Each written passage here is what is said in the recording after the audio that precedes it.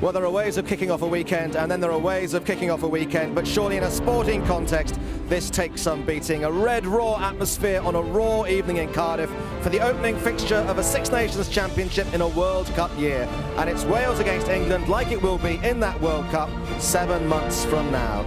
A rugby rivalry like no other, in a rugby city like no other. Whatever you do, cancel all other engagements for this evening.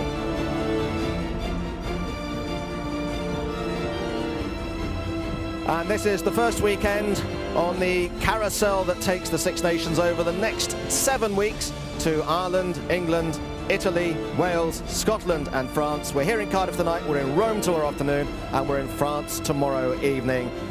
And we're looking forward to it immensely, as I'm sure you are as well. And we're here on BBC Two, BBC Wales, and also on the red button through until 7:30. It is exactly like here, isn't it? But it's all about this championship, it's all about getting the win.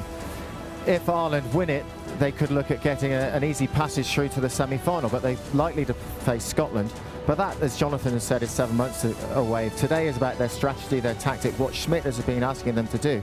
Up until now, they've been executing that extremely well with the likes of Conor Murray and Johnny Sexton. Was a 12-week medical ban for a whole batch of concussions, which means that that's Ireland's halfback combination tomorrow, Jonathan. One well known, one less so. Yeah, Conor Murray's been playing exceptionally well for Munster, and Madigan has been going well for Leinster, but I think Ian Keatley has got the nod over Madigan because his controlling influence for Munster, even though they're not playing well, when they get in a position to win games, he controls the game for them.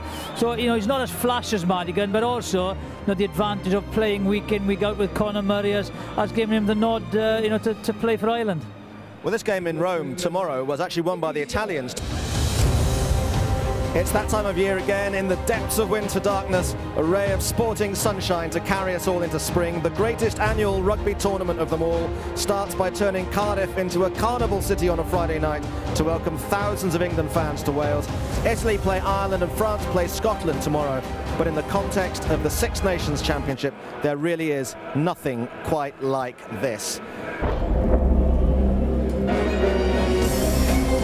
Well, a terrific first 40 minutes of this year's Six Nations Championship. The match actually almost didn't start, did it, after that kind of absurd standoff in the tunnel before we eventually got things underway 6 minutes late.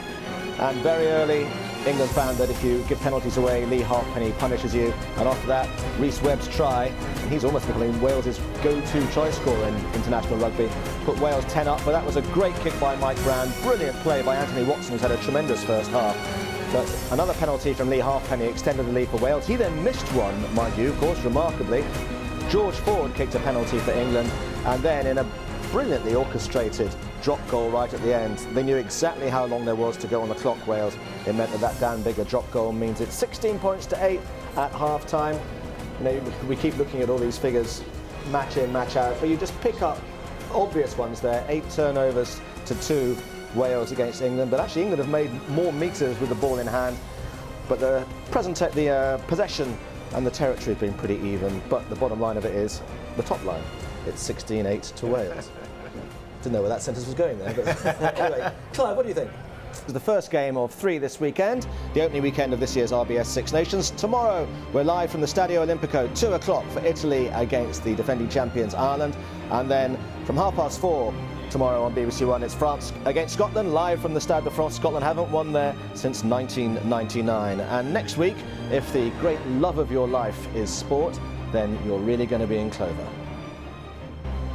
And we mentioned obviously that Scotland play France in Paris tomorrow, and if you're a Scot who wants to get in the right frame of mind before that game, then our Six Nations Rewind tomorrow 11 o'clock BBC Two, and on Sunday at 10:20 in the morning features one of the great Scottish triumphs from the archives, and that's in the first of our Six Nations Rewinds programmes. It's going to be a regular feature throughout our Six Nations coverage this year, and you can catch up on just about anything and everything whenever you want to.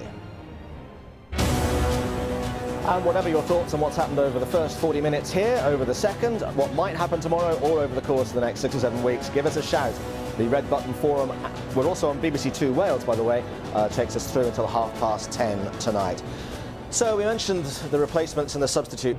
But this is an interesting chart. If you look at the players in yellow, the key thing is the percentage. You see Marler has come off in 92, Hartley 90% of the time. Vinopola 100% of the time has been subbed off, Young's 96. So there's a very good chance Marler, Hartley, Vinopola will come off, and expect to see Young's, Vinopola coming with Lulu said, Easter, and possibly Croft coming on as well. And in Wales the same thing. You can see Hibbard has been subbed 17 out of 18, so he's coming off. Lee will probably come off, and the big one is probably Webb will come off as well, and Lydiat. So there will be substitutions, 4 players changing, which will probably mean Baldwin coming on at hooker, Jarvis coming on for Lee at tight head, and Tipperick definitely coming on for Lydiat. So these are key things, is whether there's injuries or whether they're actually bringing them on